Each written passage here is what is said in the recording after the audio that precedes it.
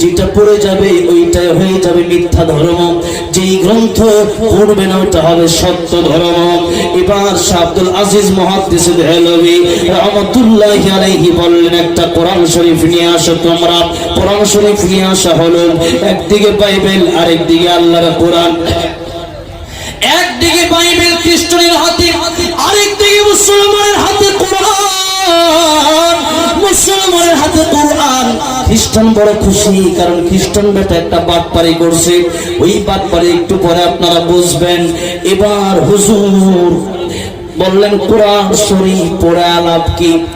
শাহ আজিজ মুহাদ্দিস দেহলভী রাহমাতুল্লাহি বললেন, ও এলাকার লোকেরা, ও খ্রিস্টান মিয়া, কোরআন শরীফ পড়ে আলাপ কি হবে?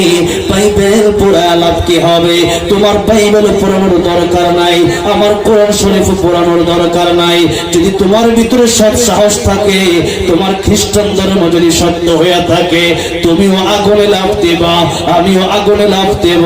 যার পশম আগুনে পোড়াবে তার ধর্ম মিথ্যা, আর যার পশম আগুনে পোড়াবে না তার ধর্মই আজকে সত্য বলে প্রমাণিত হয়ে যাবে। ইমাম খ্রিস্টান লোকটা, এই লোকটা এবার চিন্তায় পড়ে গেছে, কারণ সে কি